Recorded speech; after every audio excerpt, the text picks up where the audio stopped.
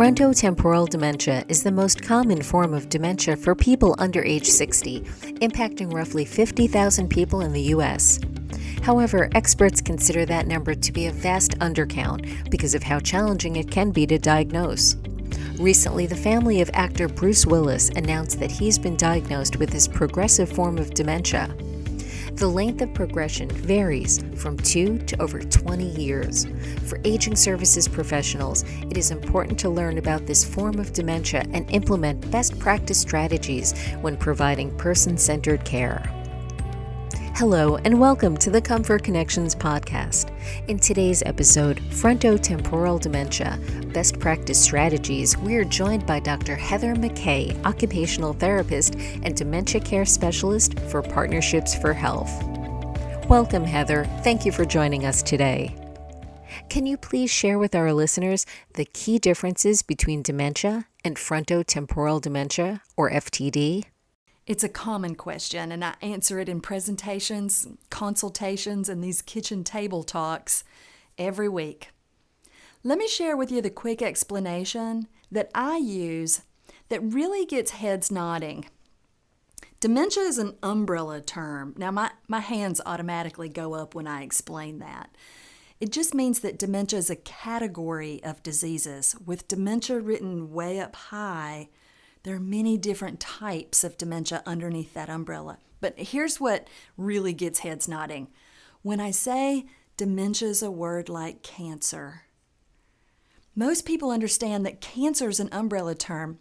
Whether they say it like that or not, they get that cancer is the word written way up high. It's the category because there are many different types of cancer underneath the umbrella. Most people know, skin cancer, lung cancer, breast cancer, colon cancer. The list goes on. They also know that skin cancer is different from lung cancer, but they're both cancer. Now, that's the way the dementia vocabulary works too.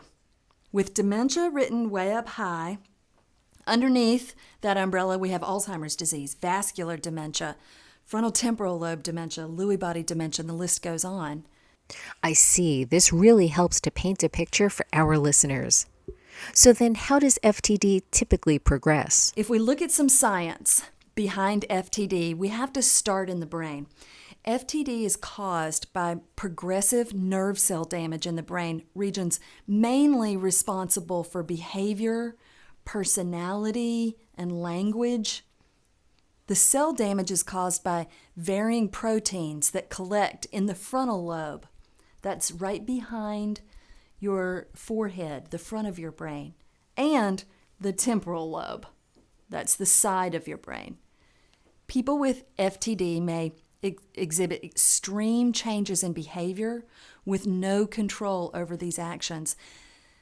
Today, many conditions are grouped under that category of FTD, so it's almost like a little mini umbrella itself. All of these conditions that qualify as FTD cause personality changes, communication deficits, memory loss, and gradual loss of independence. Just like all the other types of dementia, FTD is progressive with no cure.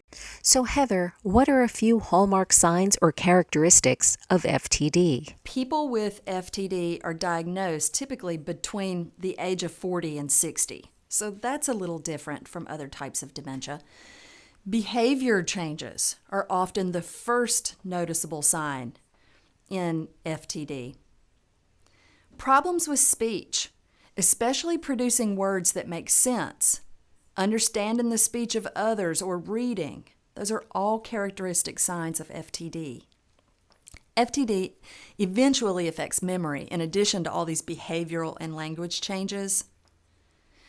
Now, there are different subtypes of FTD. Each subtype progresses differently.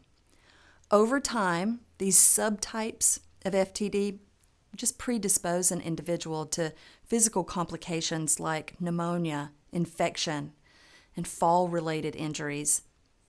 Can you explain a few of the most common FTD subtypes? Behavioral variant of frontotemporal dementia is the first common type, with decline in complex thinking, personality, and behavior. A person loses that judgment and empathy and foresight. All of these thinking skills are some of the first signs. There may be loss of interest or drive or empathy.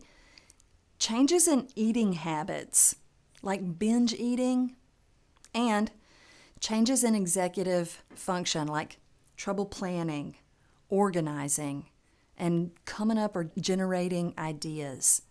These are all compromised in the behavioral variant of FTD. It occurs most often in people in their 50s and 60s, but it could develop earlier or later. A second subtype is a primary progressive aphasia, or PPA. You might read it like that. It's the second major type of FTD that affects language skills, speaking, writing, and comprehension, first and foremost. PPA, primary progressive aphasia, normally appears in midlife before the age of 65, but could also develop later. Memory and judgment are affected less in the early stage of PPA, but frustration and depression are both common. A third subtype, ALS, also known as Lou Gehrig's disease. It's another disorder in this category of FTD. It produces changes in muscle or motor function, with or without those behavioral symptoms or language problems. ALS causes muscle weakness and wasting. Another subtype, corticobasal syndrome. This one causes arms and legs to become uncoordinated or stiff, in addition to those cognitive and behavioral changes typical of other subtypes. Next, a progressive supranuclear palsy, or PSP, causes muscle stiffness, difficulty walking, changes in posture, problems with eye movements, problems with speech and swallowing. And some people also experience changes in behavior.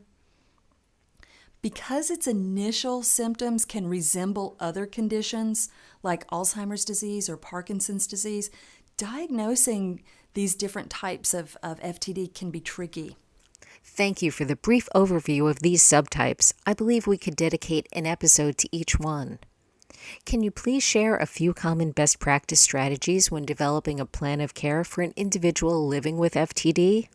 First, it's helpful to frequent places where the person with FTD can be themselves. Remember, the behavioral symptoms of FTD are not the person's fault.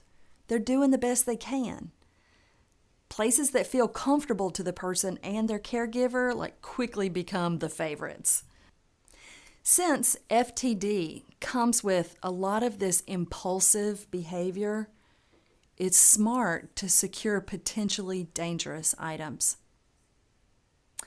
I've met people with FTD who have insatiable appetites, and caregivers would say, he doesn't know when to say when. Think about eating a whole box of cookies or just minutes, or gulping a whole jar of peanut butter with a spoon.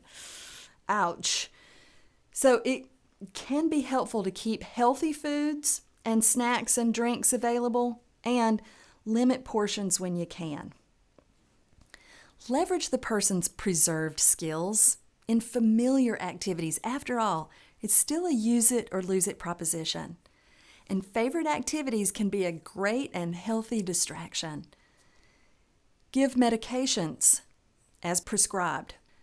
Pair your verbal instructions with a visual aid to provide cues. The person with FTD may understand your visual cues better than long explanations. Try listening to some favorite music.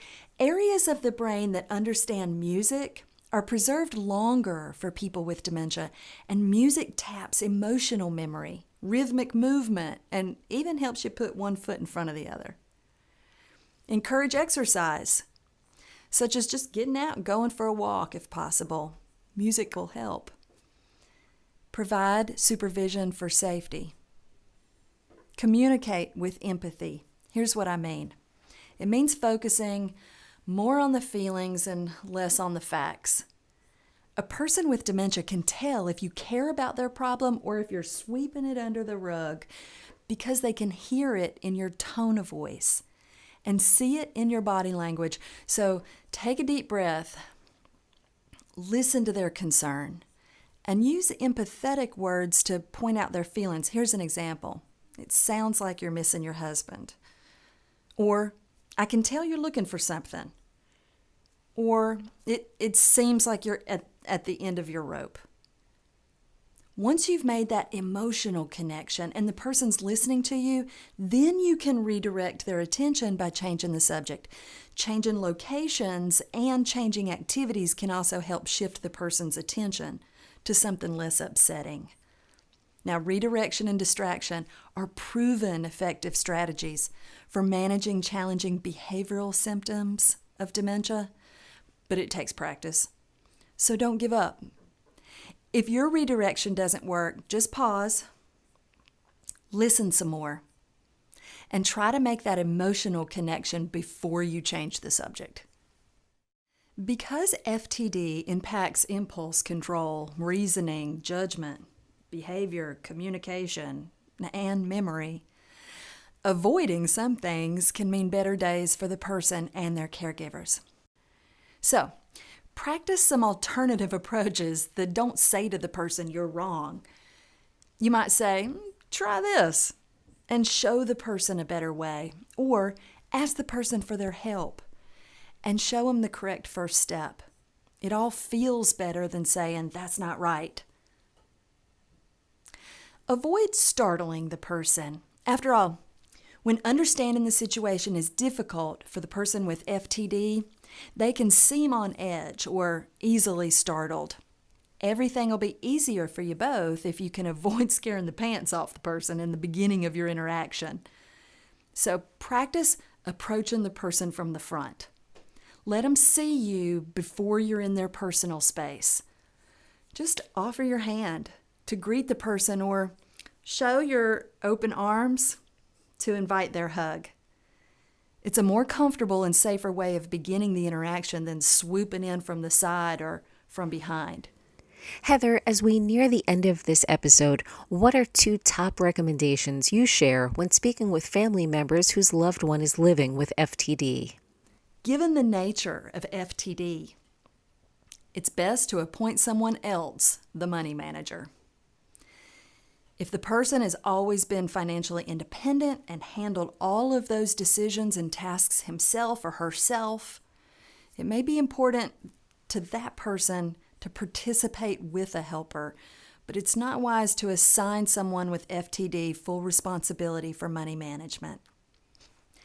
Don't expect the person to do all they used to do, or at least the way they used to do it. Shifting your own expectations can go a long way towards settling into a new normal. Thank you, Dr. McKay, for providing best practice strategies that support an individual who's been diagnosed with FTD living at home, assisted living community, memory care, or a long-term care facility. Listeners, visit ComForConnections.com to download complimentary resources, view show notes, and access our episodes. You can also subscribe to our podcast on your favorite app. Thank you for listening and helping older adults live the best life possible.